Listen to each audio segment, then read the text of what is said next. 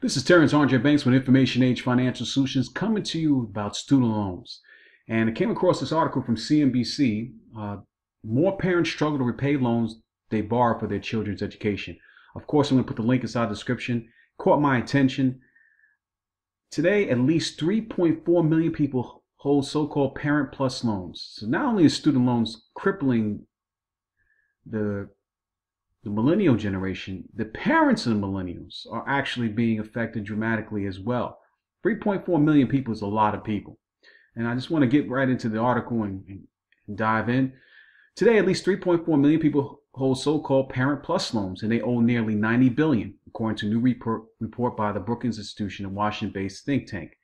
Parents borrowers took out $16,100 on average in 2014, up from an inflation-adjusted $5,200 in 1990.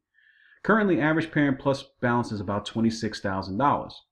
Default rates among parent borrowers are also on the rise. So not only are they taking out the loans, they're also defaulting on them as well. And with the recent stock market going down, it's just these, the pins are just keep coming out of these bubbles.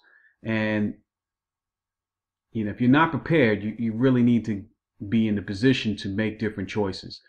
After Haiti Cruz and her daughter toured Full Sail University in Winter Park, Florida, giving a personal example here, the two were hooked. Then came the math. To finance 4 years tuition and living expenses at the for-profit college, both Cruz and her daughter would have to go into debt. Cruz alone borrowed around $160,000 in Parent Plus loans from the government. Repaying that balance has been a challenge for the 60-year-old social worker. She makes around $50,000 a year, and the monthly student loan bill is more than $600. Since her payments barely cover the interest on the debt, the amount she owes has ballooned to well over $200,000 today. She said, "At this rate, when she's 85, she'll be done with the payments. In the meantime, she's barely able to save for retirement." So not only is this individual reaching the retirement age, the parent of this particular borrower took on that much student loan because they've been programmed with this ideology that there's no cost to the child's education. No cost to education. This is what you have to do. And these emotional decisions are not looking at reality. And that's the reason why I focus so much between the baby boomers with the pensions and student loans with the millennials, because these are two large populations and demographics move policy and determine society. So again, if you're looking into this, look at alternatives to this way, and hopefully you're taking heed to what I'm saying here in this particular article. "I have nothing that's going to sustain me if I stop working," Cruz said. "This loan governs my life." As college costs rise, more students are hitting the federal student loan limits with a portion of their bill unpaid. Increasingly, their parents are borrowing to make up the difference. Average student loan debt at graduation for bachelor's degree recipients between 2015 and 2016. Look at the numbers, how it's skyrocketed. Love charts. Always shows you. Today, at least 3.4 million people hold so-called Parent Plus loans, and they own nearly $90 billion, according to a new report by the Brookings Institution Public Research Group. Parents took out $16,000 on average in 2014 from an inflation-adjusted $5,200 in 1990. I just kind of read that. Currently, average plus loan is $26,500. Nearly 9% of parents who began repayments in 2014 owed more than $100,000. Wait a second. Nearly 9% of the parents who began repayment in 2014 owed more than $100,000. Look at this chart. It's ridiculous. Limits on Parent Plus loans were eliminated in 1993 by Congress, the researchers at Brookings note, and in 2014, eligibility for loans was expanded by parent borrowers with weaker credit histories.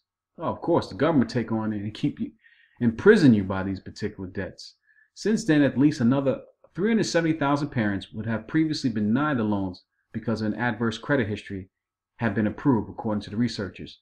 You can be earning $20,000 a year and be eligible to take out a $20,000 a year in Parent Plus debt.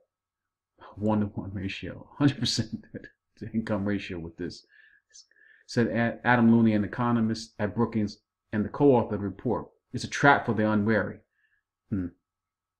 That's saying the least. 5 years into repayment, parents from the 2009 cohort had just around a third of their debt paid off.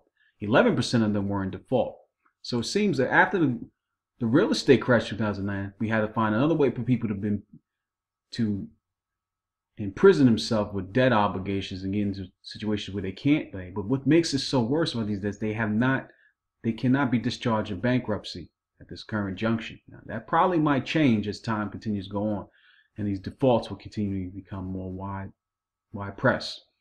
The picture of this grimmer still for parents who took out loans to spend their children for for-profit colleges. More than 60% of those parent borrowers defaulted on their debt within 5 years.